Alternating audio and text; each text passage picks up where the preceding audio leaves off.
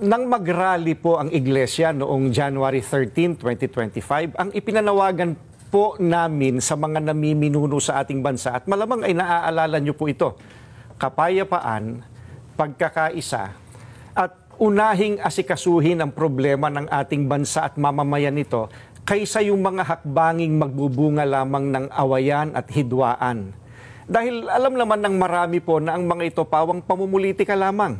Ang nakakalungkot po ay yung panawagang yun ng Iglesia ni Cristo tila hindi pinakinggan ng mga kinauukulan. Kaya nga po, Kuya Jen, nangyari yung mga nangyayari ngayon.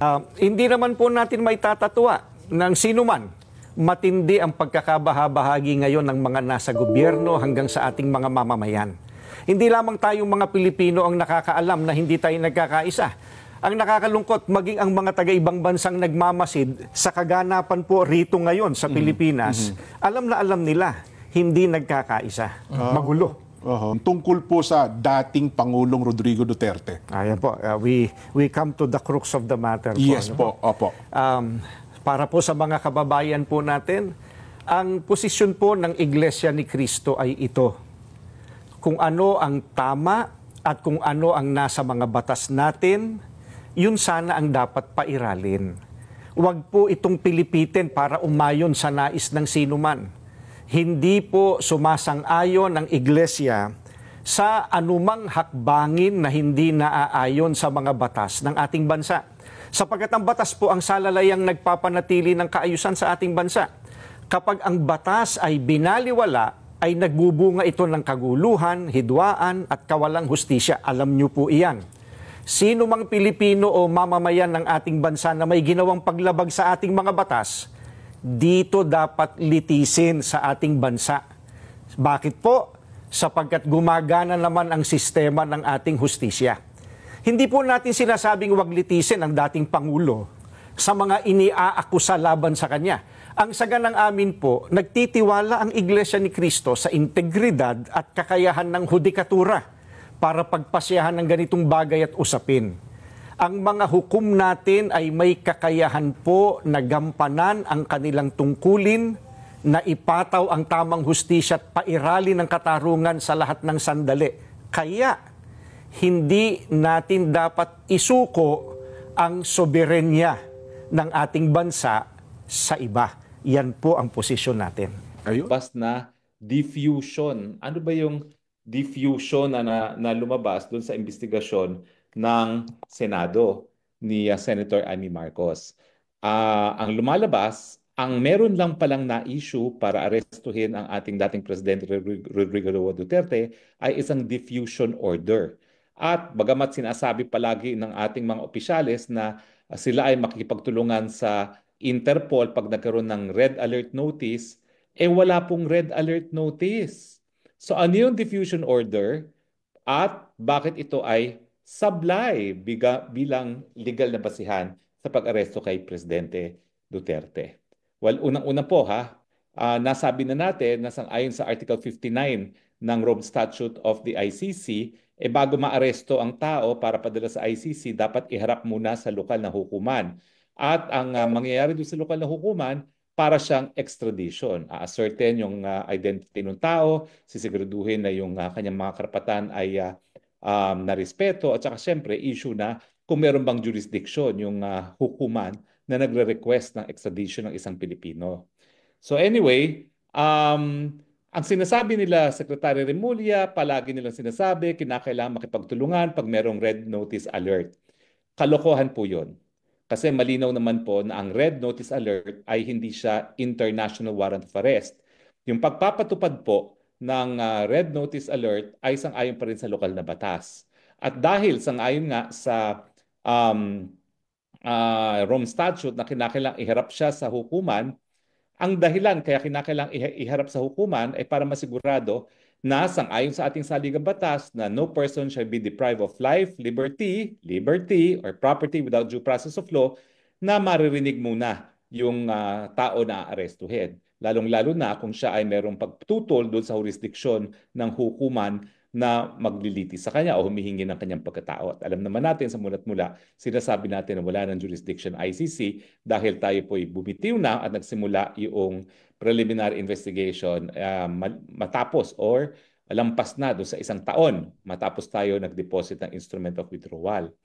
Ang nakapagtataka, bagamat paulit-ulit nilang sinasabi na tayo ay susunod at makikipag-cooperate para ipatupad ang Red Notice Alert, wala palang Red Alert Notice.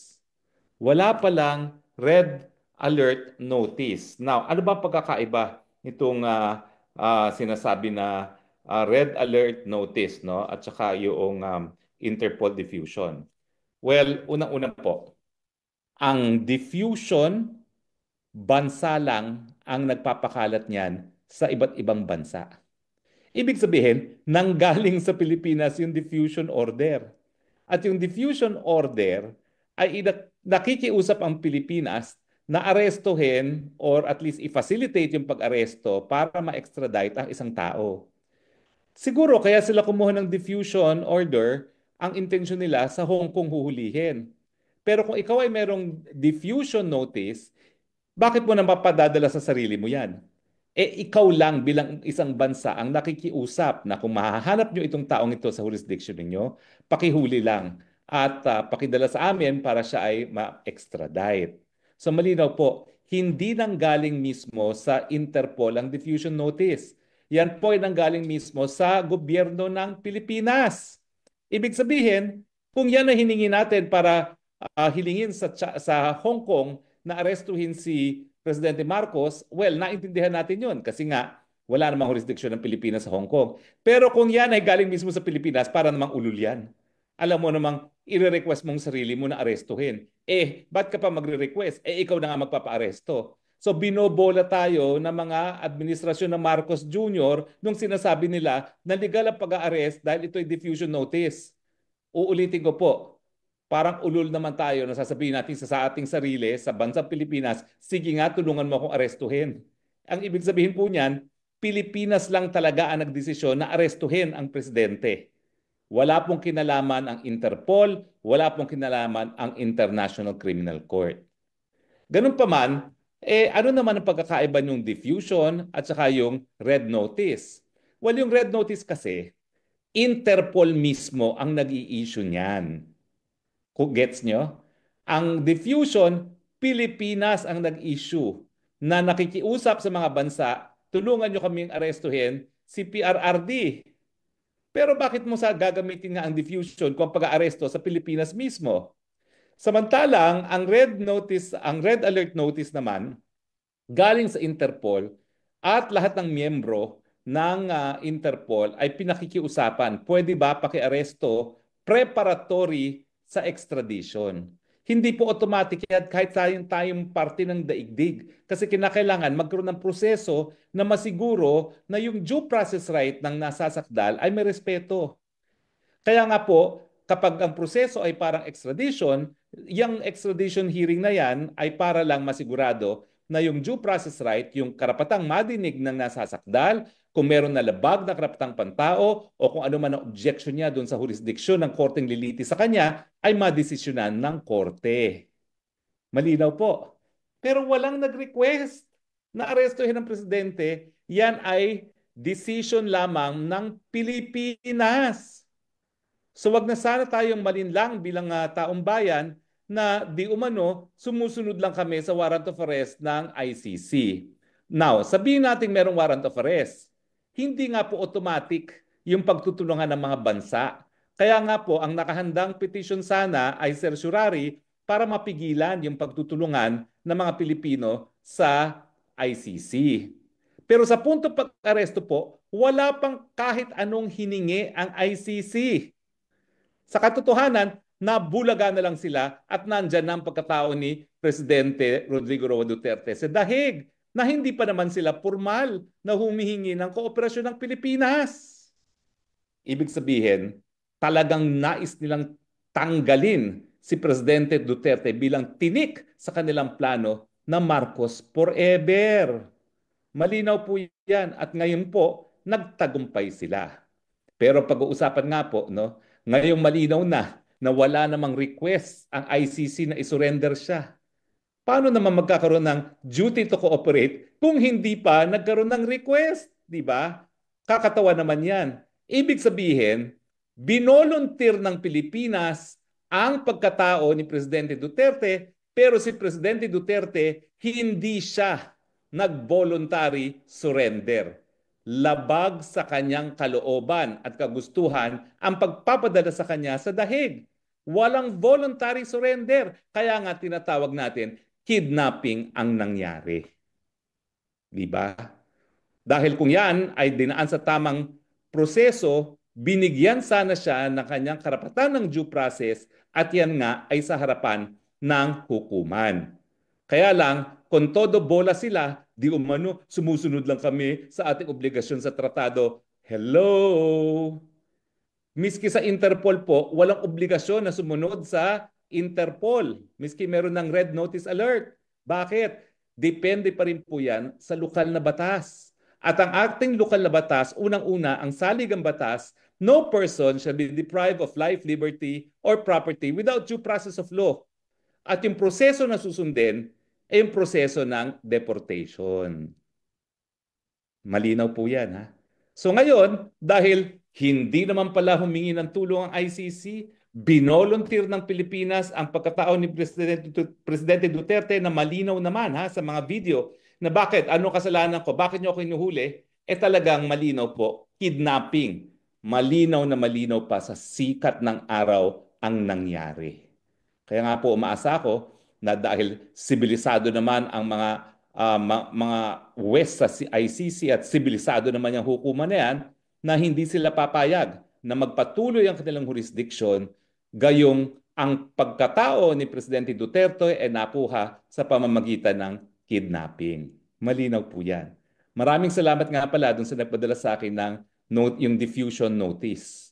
Parang telegram po yan. Pero nakakatawa nga, yung diffusion notice dapat pinapadala sa iba't ibang bansa. Hindi mo dapat padala sa sarili mo. Dahil ang requesting party, Pilipinas, ang ginawa niya, pinadala niya sa sarili niya. Pinatupad niya yung sarili niyang request sa kanyang sarili. Di ba nakakabuang yun?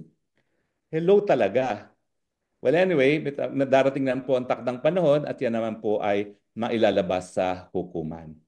O nga pala po, no, kami po ay in the process of filing a reply doon sa sagot ng OSG, hindi pala OSG, ng DOJ, doon sa hinain naming habeas corpus with certiorari and TRO na ang aming naging kliyente ay si Congressman Pulong. In any case, bawal naman ako magkomento sa merito dyan. Sinasabi lang namin na mali yung pagkakahuli dahil nga po walang legal na visa ang warrant of arrest na in-issue ng ICC. Pero hindi pa namin alam ng mga panahon na yon na niwala palang request ng ICC na isurrender ang pagkatao ni Presidente Duterte. Kaya naman nagkaroon ng certiorari kasi nga kung sila ay makipagtulungan, yan ay magiging grave abuse of discretion dahil walang basihan talaga para tayo makipagtulungan dahil tayo po nga ay nagbitiw na sa pagiging miyembro ng ICC. Pero yan naman po ay statement of fact lang. Hindi na po ako magsasabi kung tama ako may mali dahil yan naman po ay nakabinbin na sa hukuman. So, hihimay-himayin po natin yung mga nakuhang mga katotohanan ng committee ni Senator Amy Marcos. Dahil marami pa po dyan na dapat nating pag-usapan. No? Pero lahat po yung pinag-uusapan natin, kung tama nga ba yung proseso na paghuli at pagpadala kay dating Presidente Rodrigo Roa Duterte sa Hague. At ang pinag-usapan natin ngayon, dahil wala pang request na mag-cooperate ang ICC sa Pilipinas, voluntaryong sinurrender ng gobyerno ng Pilipinas si Tatay Digong, maski ito pa ay labag sa kagustuhan ni Tatay Digong, kaya nga po naging kidnapping. Okay?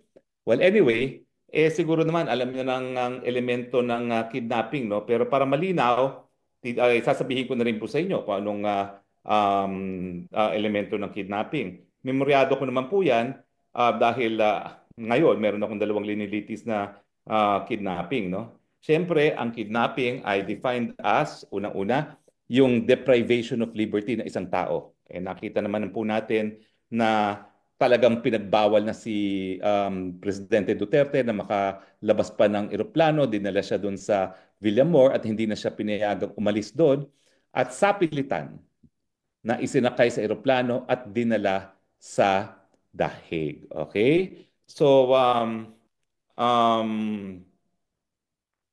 malino po na sakop talaga ng elemento ng kidnapping yung nangyari kay Presidente Rodrigo Roa Duterte.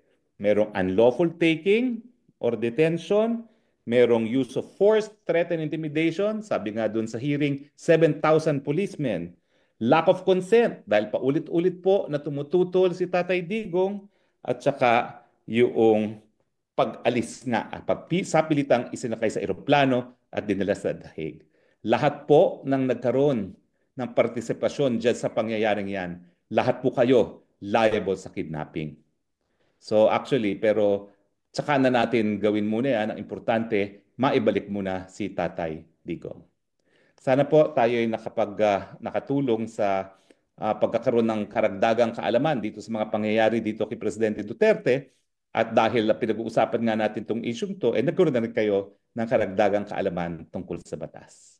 Maraming salamat po sa inyong patuloy na pagtangkilik. Ito po ang inyong spokes ng bayan, Harry Roque, nagsasabi, I love you, Philippines. You're the only country I have. You're the only country that I love. God bless the Philippines at huwag niyo po kakalimutan,